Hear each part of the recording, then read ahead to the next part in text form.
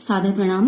मैं नीरजा चौधरी इन्फोनी कॉर्नर में एक बार फिर आप सभी का स्वागत एवं अभिनंदन करती हूँ। हम आज जो बात करने वाले हैं बायोलॉजी की ही बात करेंगे और जिसमें हम क्लास 11th का चैप्टर पढ़ेंगे जो कि जीव जगत है। इस चैप्टर में हम पढ़ने वाले हैं कि जो जीव होते हैं यानी ऑर्गेनिज्म जो होते हैं वो क्या होते हैं और मेन कैरेक्टरिस्टिक्स क्या होते हैं ऑर्गेनिज्म के। जैसे दो कैटेगरी में हम डिवाइड करें, लिविंग और नॉन लिविंग में, तो किन्हें हम लिविंग कहेंगे और किन्हें हम नॉन लिविंग कहेंगे, छोटा सा टॉपिक हम लेने वाले हैं। देखिए, अब ये तो हम जानते हैं कि जिस भी जीव के बारे में अगर हम पढ़ें तो एक अनलिमिटेड और इतनी आश्चर्यजनक तरीके से हमें एक सीरीज मिलती चले जाती है। आप कोई भी एरिया ले लीजिए, चाहे तो आप बिल्कुल बर्फीले पहाड़ ले लीजिए, चाहे आप रेगिस्तान ले लीजिए, चाहे आप पानी ले लीजिए, यानी कि चाहे वो लवणीय जल के स्रोत रहे हों या जलीय झीलें रही हों या मरुस्थल है, चाहे गर्म झरने, कुछ भी है, XYZ, हम हर जगह जीवों को देखते हैं। लेकिन जैसे इनके स्थान परिवर्तित होते हैं, जैसे माना हमने मरुस्थल की बात की, जैसे इनके स्थान परिवर्तित होते हैं वैसे वैसे जीव संरचना में भी परिवर्तन आते जाते हैं। यानी जीव अलग अलग तरीके के, ऑर्गेनिज्म अलग अलग तरीके के दिखाई देते हैं। ठीक है। अब जैसे डेजर्ट की बात करें, हम जानते हैं वहां पर ऊंट सक्सेसफुल एनिमल है और वहां पर हम घोड़े से अपेक्षा नहीं कर सकते कि वैसा ही वो काम करेगा जैसा कि ऊंट करता है या उतना ही वो एनवायरनमेंट उसके लिए अच्छा होगा। ऐसे ही कुछ फ्लावर्स के लिए होता है और मतलब हर जीव के साथ बहुत सारी टेंडेंसी हैं जिनमें एक तो उसका अपने आवास के अनुसार गुणों में परिवर्तन होता चला जाता है, उसकी शारीरिक संरचना उस आवास या पर्यावरण के अनुकूल बदलती चले जाती है और जो अपने आप को सुरक्षित रखने के कुछ विशेष गुणों का उसके अंदर समावेश हो जाता है। यानी कि अपने प्रोटेक्शन से रिलेटेड भी कुछ स्पेशल कैरेक्टरिस्टिक्स उसमें डेवलप होने लगते हैं।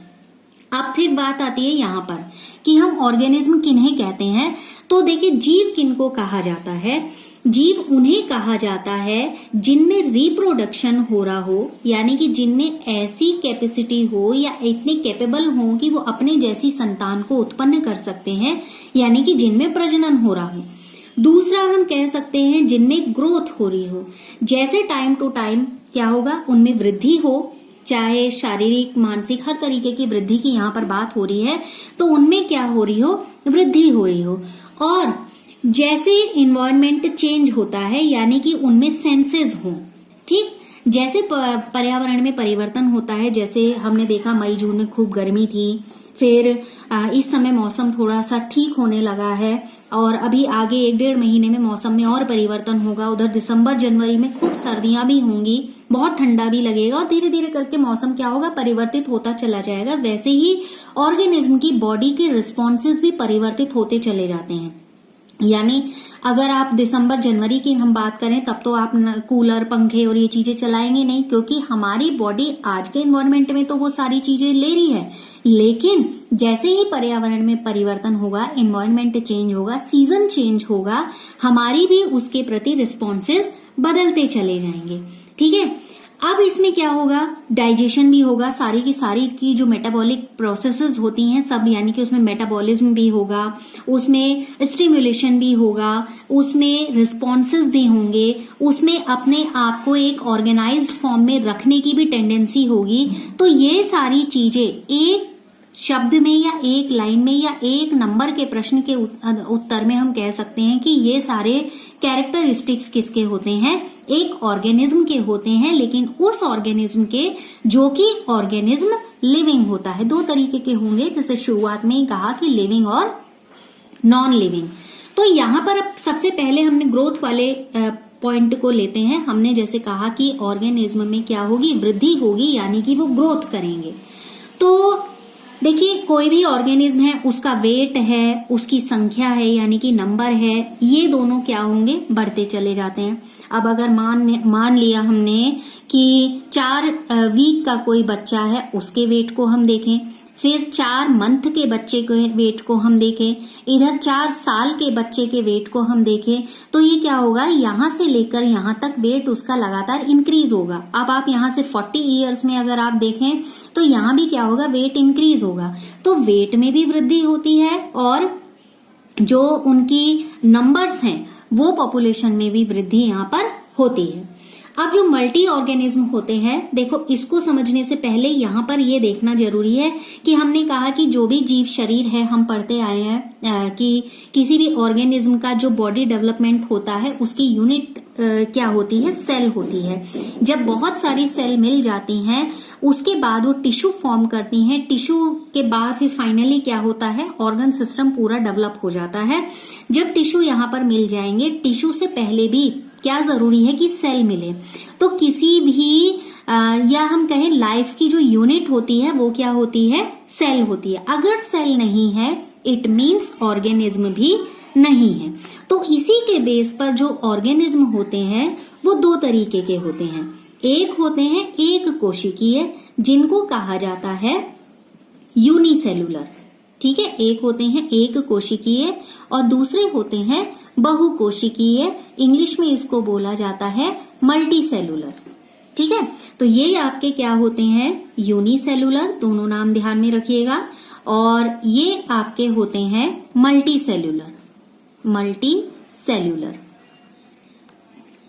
LU, ठीक है, मल्टीसेलुलर। अब यहां पर क्या होगा कि चाहे वो यूनिसेलुलर है चाहे वो मल्टीसेलुलर है, यहां पर अगर मल्टीसेलुलर की हम बात करें तो जब हमारी एक सेल डेड होती है तो उसकी जगह नई कोशिकाएं लगातार बनती जाती हैं। जैसे आपने मोटे तौर पर आपने पढ़ा होगा कि हम जो बैलेंस्ड फूड लेते हैं उसका मतलब क्या होता है, शरीर के अंदर जितनी कोशिकाएं हैं उनको पोषण भी मिले, साथ ही साथ जो प्रोटीन वगैरह होते हैं या अन्य चीजें हम लेते हैं उनका काम ये होता है कि शरीर की जो कोशिकाएं डैमेज हैं उनको या तो रिपेयर कर दिया जाए, अदरवाइज न्यू सेल्स को वहां पर जेनरेट कर दिया जाए, ठीक है।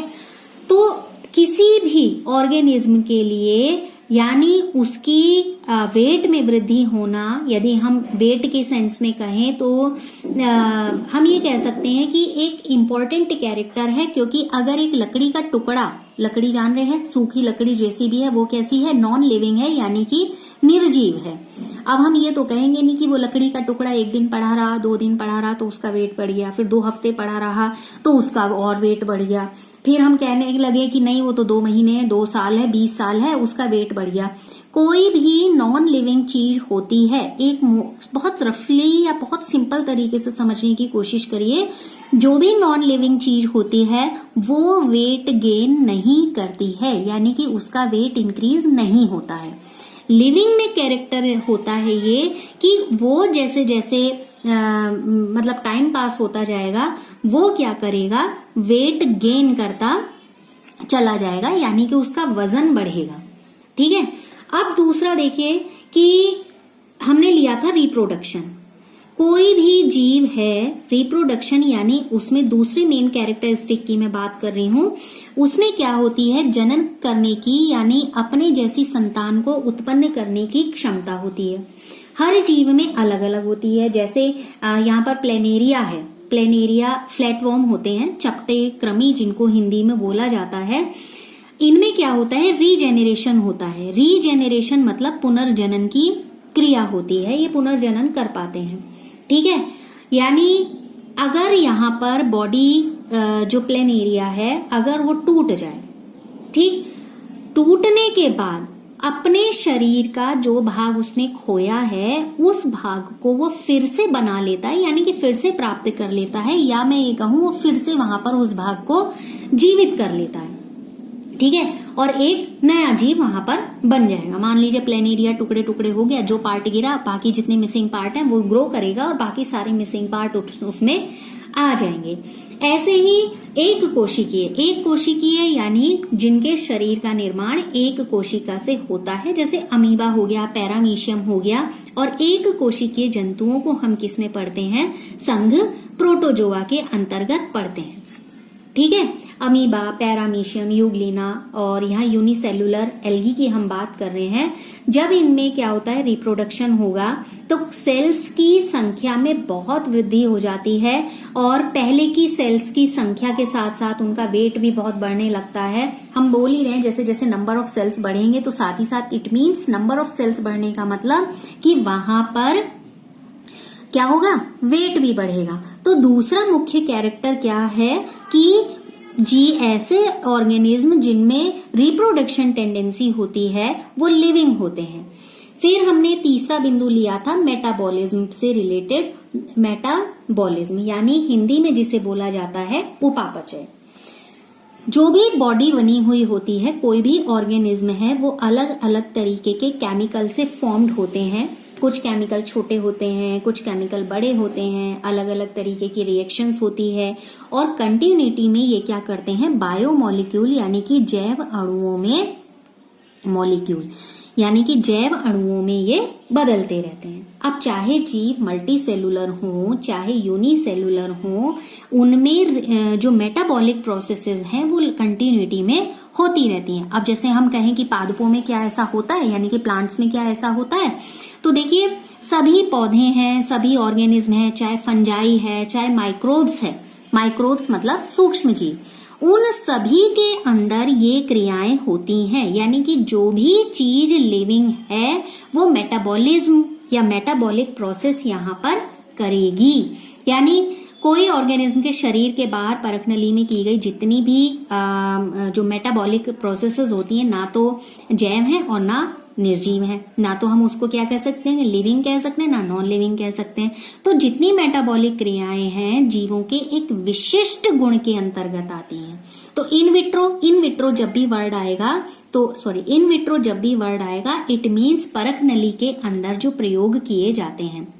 तो इन विट्रो सॉलिटरी जितनी मेटाबॉलिक यानी कि उपापचयी क्रियाएं हैं वो जैविक नहीं है, यानी कि लिविंग नहीं है, बल्कि निश्चित ही जीवित क्रियाएं की कैटेगरी में रखा गया है बिकॉज ऑफ कि किसी भी जीव शरीर के कोशिकीय संगठन की यानी कि सेलुलर ऑर्गेनाइजेशन की अगर हम बात करें तो उसमें मेटाबॉलिज्म महत्वपूर्ण गुण है। कारण पहली लाइन में बोला जितने भी प्लांट्स हैं, जितनी फंजाई हैं, जितने एनिमल्स हैं और कोई भी माइक्रोब्स ले लीजिए, वो यानी सूक्ष्म जीव ले लीजिए, सभी इसी क्रिया को करते हैं। यानी कि सभी में मेटाबॉलिक प्रोसेसेस होती हैं।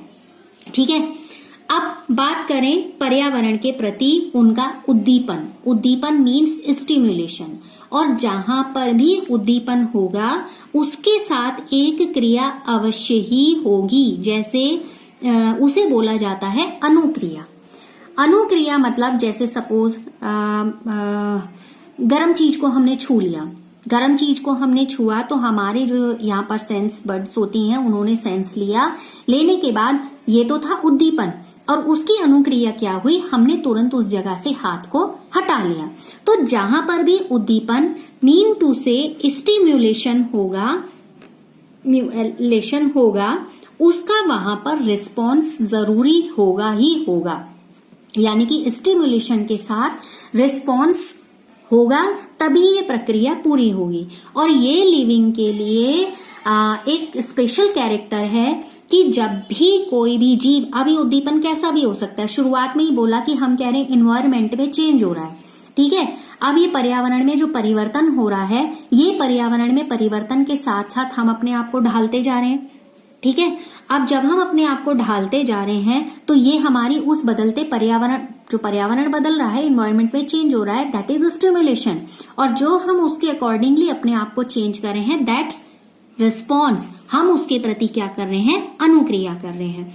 तो जो फिजिकल, केमिकल या बायोटिक कुछ भी हो सकती हैं, तो स्टिम्युलेशन में आप ऐसा नहीं कहेंगे कि सिर्फ जब वहां पर भौतिक तरीके से कोई उद्दीपन आ रहा हो या रासायनिक, कैसा भी उद्दीपन वहां पर हो सकता है, कैसा भी स्टिम्युलेशन आपको वहां पर मिल सकता है, ठीक है।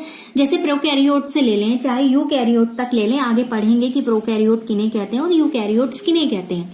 तो सभी क्या करते हैं, इन्वायरमेंट के इंडिकेटर्स के प्रति, इंडिकेटर मतलब जो बदल रहा है पर्यावरण, उसके प्रति, अभी बहुत गर्मी है, फिर बहुत सर्दी हो जाएगी, बरसातें हो जाएंगी, उमस हो जाएगी, फिर बहुत अच्छा मौसम भी आता है, ना गर्मी ना सर्दी, तो उसके प्रति ये जो परिवर्तन हो रहे हैं प्रोकैरियोट से लेकर यूकैरियोट्स तक, ठीक है, मीन्स एडवांस एनिमल्स तक, सभी वहां पर क्या करते हैं, रिस्पॉन्स को शो करते हैं। और एक सीजन आता है जिसमें सभी एनिमल्स वहां पर अपने जो भी जेनरेशन है उस संतति को बढ़ाने का काम करते हैं, यानी कि वहां पर वो रिप्रोडक्शन करते हैं। जैसे आपने बरसातों में मेंढक के टर्टर की आवाज सुनी होगी, ठीक है, तो वो उनका प्रजनन काल होता है। उस आवाज के माध्यम से वो क्या करते हैं, एक दूसरे को अट्रैक्ट करने की कोशिश करते हैं। वोकल सेक्स होते हैं, गले में वाक कोश होते हैं, वो फूलते हैं और उनकी से वो क्या करते हैं, फीमेल को अट्रैक्ट करने की कोशिश करते हैं, और ये उनका रिप्रोडक्शन सीजन होता है। और हर जीव का एक रिप्रोडक्शन सीजन अलग से आता है। जैसे अगर आपको सर्दियों के बीज अगर लगाने हैं तो एक सीजन आएगा तभी तो लगाएंगे। ऐसा थोड़ी है कि मई में आपने लगा दिया और आप सोचेंगे नहीं तो मैं तो जून में फूल इसमें लेने ही लेने हैं मुझे, ऐसा तो होगा नहीं ना। तो हर चीज के जर्मिनेशन की, प्लांट के सेंस में जर्मिनेशन कहेंगे, और क्रिएचर के सेंस में यानी कि अदर अगर एनिमल की मैं बात करूं तो उसके सेंस में रिप्रोडक्शन की एक सीजन आता है, और जिसके विषय में, जिसके संदर्भ में वो क्या करते हैं, अपनी संतति को बढ़ाते हैं। ठीक हो गया। अब देखिए ह्यूमन है, अगर मनुष्य की बात करें, मनुष्य अकेला ऐसा जीव है जो खुद से मतलब खुद को जानता है। जानने का मतलब वो अपने जैसे उसके शारीरिक उसमें कोई परिवर्तन आ रहा है, हम अपने आप को सबसे बेहतर जानते हैं। तो इसलिए जितने भी चेतन जीव हैं, जितने भी जीवों में थोड़े से मानसिक बुद्धि है, उनमें सबसे ज्यादा स्पेशल यानी कि सबसे ज्यादा बुद्धिमान किसे का माना जाता है, मनुष्य को माना जाता है। अब मान लीजिए कोई रोगी है, हॉस्पिटल में है, बिल्कुल बेहोशी की अवस्था में वो लेटा हुआ है, लेकिन ठीक है, अब हम क्या देखा है हमने कि उसमें कई बार वेंटिलेटर पर लगाया जाता है, जिसके हार्ट और लंग्स को लगातार जारी रखने के लिए कुछ मशीनें लगाई जाती हैं। ठीक है, अब मान लिया उसका ब्रेन डेड हो गया है, लेकिन हार्ट और उसके जो लंग्स हैं, हार्ट का मतलब ये हुआ कि ब्लड की पंपिंग बॉडी के अंदर होती रहे, लंग्स का मतलब ये हुआ कि वो ब्रीदिंग करता रहे। हम मशीनों के द्वारा वो क्रिया उसकी रख रहे हैं। अब ऐसे रोगी जो कभी भी अपने नॉर्मल लाइफ में वापस नहीं आ पाते, ऐसे को आप किस कैटेगरी में रखेंगे, ये प्रश्न मेरा आपसे है। आप ऐसे पर्सन को लिविंग कहेंगे या नॉन लिविंग कहेंगे? ठीक है, तो विचार जरूर करिएगा। एक ब्रेन डेड है और हम उसका हार्ट भी फंक्शनिंग में रखे हुए हैं, उसके लंग्स को भी फंक्शनिंग में रखे हुए हैं, लेकिन ये फंक्शनिंग कैसे हो रही है? मशीनों के माध्यम से हो रही है। तो क्या हम उसको लिविंग कैटेगरी में रखेंगे या नहीं रखेंगे? तो ये हमारा छोटा सा आज का टॉपिक था, जिसमें हमने पढ़ा कि जितने ऑर्गेनिज्म होते हैं उनके स्पेशल कैरेक्टर्स क्या क्या होते हैं। नेक्स्ट जो हमारा इससे संबंधित टॉपिक रहेगा वो रहेगा कि जो जितना भी एनिमल किंगडम है, उस एनिमल किंगडम में या पूरे ऑर्गेनिज्म की बात करते हैं, क्योंकि बीच बीच में हम प्लांट्स के बारे में भी पढ़ेंगे, उनमें कितनी डाइवर्सिटी है। तो हम यहाँ पर बायोडाइवर्सिटी के संदर्भ में थोड़ा सा नेक्स्ट टॉपिक में पढ़ेंगे। फिलहाल आज हम इतनी बात करते हैं। लगातार साथ बने रहने के लिए आपका बहुत बहुत धन्यवाद।